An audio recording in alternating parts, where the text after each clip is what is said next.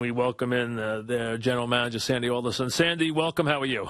I'm doing well, Mike. Thanks. All right, Sandy, now that you've had a couple of days to, absorb this shot to the solar plexus, how much does the Harvey news impact your planning, where you were and where you are and where you're headed? Well, it has an impact. There's no question about that. But I don't think it's as significant as, some people have believed, at least in terms of our planning. Obviously, he's the top of the rotation guy going into next season. We've got some money to spend. I wasn't planning to spend a lot of it on starting pitching because of the depth that we have currently at the major league level and the depth that we have in our minor league system. But given the fact that, we may have lost our number one guy, it probably means that we're going to have to look for an additional veteran presence in that starting rotation. But that would be a short-term modification, if you will, to what we're doing. But in terms of the overall impact, psychologically, it was big, and it will nonetheless. It will also have an effect on the field. But look, we have to accept it, absorb it, and move on and try to get better. Regardless. All right, first question, which is obvious, is Harvey, the plan for Harvey, and this can always be, it can be easy or it can be something that leads to great debate. I mean, how do you make a decision, and when will there be a decision on whether he tries to go through rest and rehabilitation or he goes for surgery?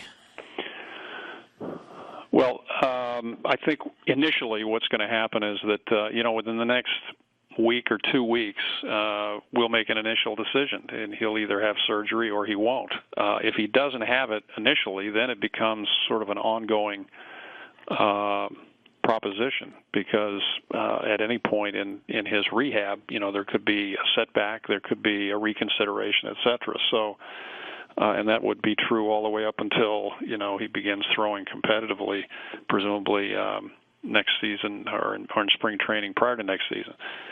But the initial decision, I think, will be made over the next couple of weeks, certainly by the end of September, and that will be a function of more information from our own doctors, probably a second opinion from a doctor like Jim Andrews down in Alabama, and then a joint discussion, given all of the information that we will have at that point. How much does the player? How much does the player's input? I mean, obviously he's very important to you as a asset. He also is a person who has his own health. I mean, how much does the player have control over his own situation here?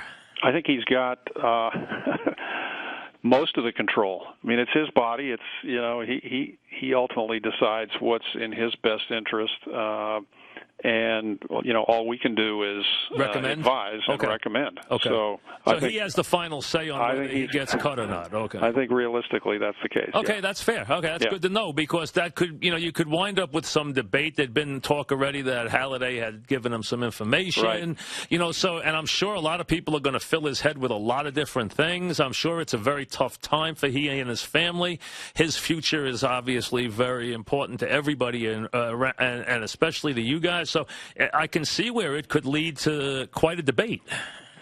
Yeah, that could happen. I mean, there's always going to be, anecdotal evidence of one sort or another.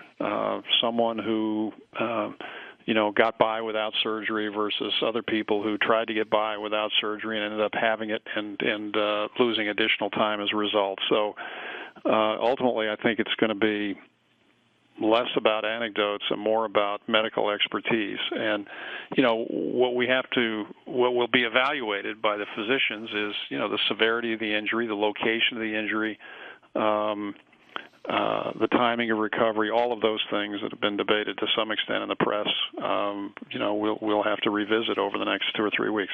Terry, here's we're talking with Terry Collins will join us later, and we'll get to Terry in a minute. We're talking with Sandy Alderson, the Mets general manager.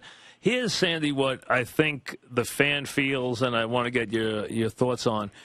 There was starting to be some real optimism. There was starting to be this idea, hey, this team is putting the pieces together. Wheeler looks good. Harvey looks great. Deneau's here. Lagares is playing well. Wow, now we can just put the pieces in and start to move ahead and really start to contend. Then the shot to the solar plexus, and there's been a lot said and written and talked about, oh, this derails the Mets for 14. Now they can't contend in 14. You know he's either going to be out a while or a question mark going into 14, your best player or your best pitcher, one of your two big players. Does it derail you from contention? Do you look at it that way? Do you have to take a step back, or does it not alter your overall plans for 2014? Well, Mike, I go back to, just to digress for a second, I go back to sort of mid-June. We hadn't been playing very well. We just demoted Tejada and Ike Davis to Las Vegas.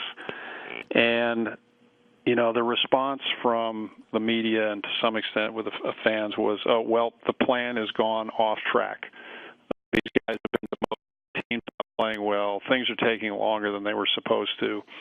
And there was this doom and gloom sense surrounding the team. And to some extent, I felt similarly. But look, a month and a half, 2 months later, the team is playing better. The young players have arrived and begun to perform. Wheeler's pitched great, et cetera, et cetera. And there was an entirely different mindset or sense about the team. Then, of course, we had the injury to Harvey, and we're back into the same sort of despondency. And my point is, this is periodic. Things are going to happen. Negative things are going to happen from time to time.